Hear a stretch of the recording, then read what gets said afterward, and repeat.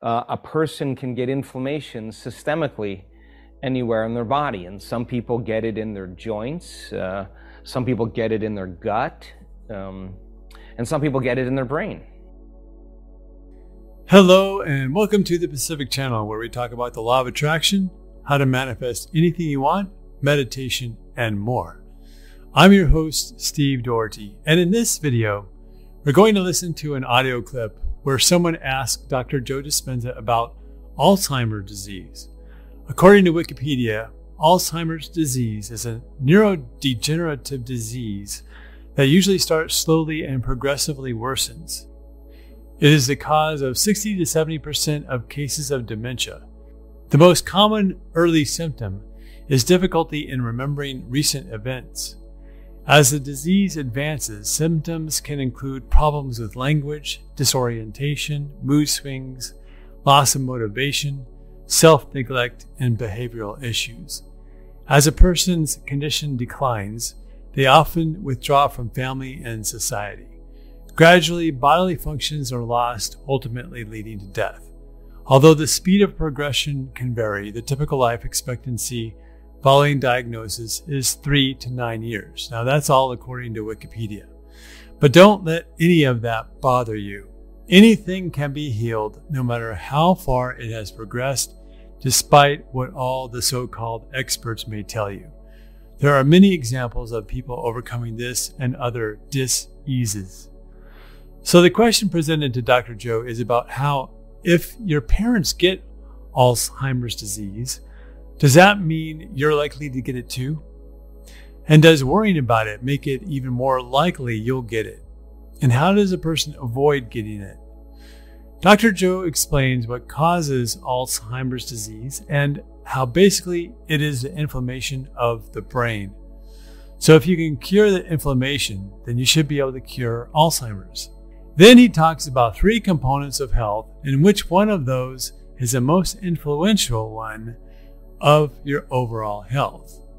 He's also going to talk about how just because you understand the power of your mind and how to heal yourself, it doesn't mean that you are safe forevermore. If you fall back to your old way of thinking, you can relapse.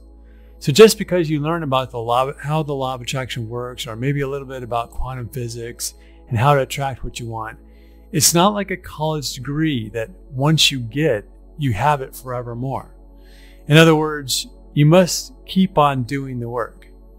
But don't worry too much about that, because once you get the momentum going, it gets easier and easier to stay on track and keep your vibration high. One of the most interesting aspects of all of the work that Dr. Joe does is that he sees all types of people heal themselves. It doesn't matter if the person is super fit or super unfit. It doesn't matter if the person is on the American diet, the vegan diet, or the carnivore diet. It doesn't matter if the person is a couch potato or an athlete. Anyone can heal themselves of anything. That's the power of the mind. Let's listen to Dr. Joe discuss all of this now.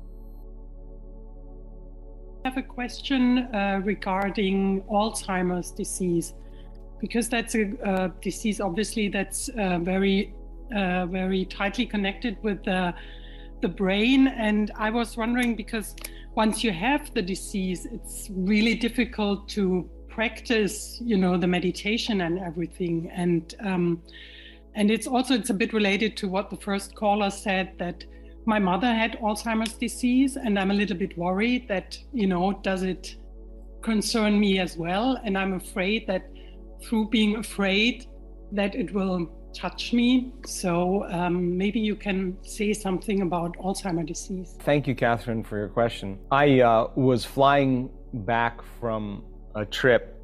I can't remember what trip it was, but I was on the plane, and I sat next to this guy, and I typically just, do my own thing, and I don't know how we got involved in a conversation, but we just started talking, and we immediately went somehow right to the brain. I don't know how that happened, but we just kind of had a little flurry back and forth.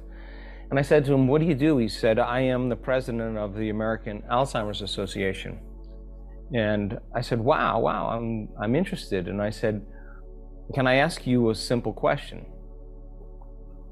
I said, what is the main reason for Alzheimer's? And he said, why don't you tell me what you think it is? So, there's research that a lot of head trauma sometimes has something to do with it. I went down the list, and I didn't consider the most important one, although I said it indirectly, and that is inflammation. And he said, Alzheimer's is an inflammation of the brain. It's inflamed.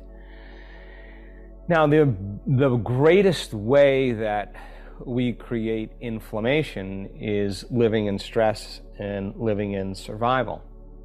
And if you remember, stress is when your body's knocked out of cadence, when it's knocked out of rhythm, when it's knocked out of normal homeostasis and balance, chemically, physically and emotionally. When it's moving out of its normal state,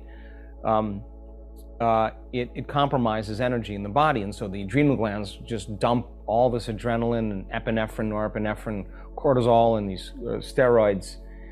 And those steroids that are created from the adrenal cortex have very anti-inflammatory properties. If you get bit during the fight, it's cortisol that's going to give you the energy, but it's also going to help reduce the pain and inflammation. So the problem is cortical oversecretion tends to weaken the immune system, and a person can get inflammation systemically anywhere in their body. And some people get it in their joints, some people get it in their gut, and some people get it in their brain. And when the brain gets inflamed and it moves out of chemical balance, when it moves out of emotional balance, it'll begin to move out of physical balance, and genes will be signaled and selected and instructed. And those genes then that you have as a person, there may be some genes that you've inherited from your parents that could be more easily selected and instructed because it's closer to your genetic propensities.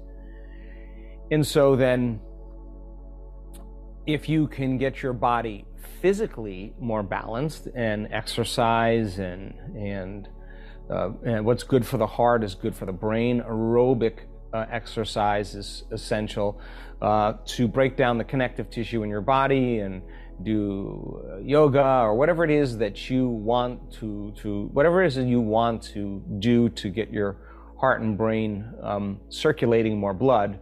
If you get more blood through the brain, which is pretty much a good consumption, it's very small percentage of our body weight, but it takes up 20% of the body's blood flow and energy. So you want to circulate blood through your brain, you're going to get waste out of there, and that's helping your body to get physically balanced. And sleep is a big element as well. Chemically balanced, you do the things that help to reduce inflammation by taking certain vitamins, by changing your diet. For a period of time, some people who get so chemically out of balance, they have to give their immune system a chance to reboot, and they have to remove foods that would take more energy to break down for the body and become a stress to the immune system. That food is actually weakening the person's body. Then it's a good idea to eliminate those foods so the body has a little tolerance and can strengthen its immune system. You're taking all the packs off the camel that has collapsed, and then you can slowly start adding those packs back on the camel once the camel's upright and healthy again. And so sometimes we remove foods that cause inflammation, go into a diet that reduces the amount of inflammation that your body can have. Sometimes that helps the body chemically move into balance with everything to do with vitamins and minerals and herbs and all that stuff that keeps our body in balance. And for certain people, it may be staying on certain medications. But the big thing is the emotional component. That's the tough one, because emotional stress and psychological stress seems to be where we end up with any problem that we have in our life. And if we stay in that state for an extended period of time and we're living by those survival emotions, well, the stress hormones downregulate genes, and they actually do create disease. And so if we understand that from a theoretical standpoint, then we should start paying attention to our response to the conditions in our environment. And it's not that you react, there's nothing wrong with that. The question is, how long are you going to do that for? And learning how to control your emotional reactions and stop and pause for a moment and decide, God, I'm an eternal being, and I got a lot of time to figure this out. And I know this problem seems really important to me right now, and I know that my response is valid and justified, but who is this really hurting? Oh my God, these chemicals are really, really going to affect me. Okay, well, yeah, I could give a reason and I can complain, or I can literally make this moment be an important moment in eternity for me and evolve myself in some way. I think that would be really a great service to yourself, because then your response to that problem isn't weakening the organism, and you're moving your body out of that emotional state. And if the body's in the same emotional state, it's so objective that it's believing in the same environmental condition that's creating that emotional state. So if the event that caused you to feel angry or upset or fearful happened 3 days ago, and you're still feeling the same emotion, your body's still in the event. Your body's still living that reality constantly. So if we could develop the ability to be able to do it when it's the hardest, I think it matters the most, because anything that past that point should get easier. And so if you can keep at least 2 out of those 3 in order, physical balance, chemical balance, and emotional balance, if you can keep 2 out of 3 of those in order, typically the third one comes around. But it's so important to address our emotional responses, because a lot of people, and there's actually been people in this community, have improved or healed from diseases and then started to get the symptoms of the disease back again because they started feeling the same way emotionally. And that's because emotions are a record of the past. Their body's moving back to the past. There should be no challenge in understanding that. It just has to make sense to us. So if you have a proclivity genetically towards cancer, you have a propensity towards Alzheimer's, just because you have the gene for it doesn't necessarily mean you have to have it. And so all the things that we do then in our life then to upregulate the right genes and teach our body emotionally what we want to feel like when we're our parents' age. You know, I don't think there's anything wrong with that you can imagine yourself at a certain age and feel how you want to feel at that age. And you're doing something really great for your body. You're programming your body into that state. I don't know. I work on that, you know, in my own personal life, how I do want to feel in my future and in my life. And I want to really get good at feeling that to be able to bring it up on command. I think based on the studies that we've been doing, it shows that the body's believing it's beginning to live in that environment. And the nervous system makes a wonderful pharmacy of chemicals that actually support that intention. and you're signaling genes ahead of the environment, and that's your body's in a different world. It's in a different future. I think if we keep doing that enough times, we actually may arrive at that future. So yes, we all have different genetic propensities, and yes, some people actually inherit the same conditions as their parents, maybe because they're responding to the similar conditions in their lives with the same emotional states. Now, you can be your own genetic engineer and actually make a different choice every single day. And I think by doing that, I think that you could have the gene for any health condition. Doesn't mean it has to be activated or signaled in any way. So it's the same principle. It's the same exact thing. We strive to manage our emotions, manage our attention, and manage our energy. So Alzheimer's is caused by inflammation. Inflammation is caused by stress. Stress is caused by negative thoughts. Negative thoughts are a choice. In other words, you have the choice to think negative thoughts or positive ones. That should give you a good feeling since you have control over your thoughts. And this is why meditation is so important. It gives your brain a break from the negative thinking because you either stop all thinking or you are focused on something else when you follow a guided meditation. Dr. Joe said that there are 3 components to health that are important: the physical component, the chemical component, such as what you eat, your vitamins and your diet, and the emotional component. But it is the emotional component that has the most impact.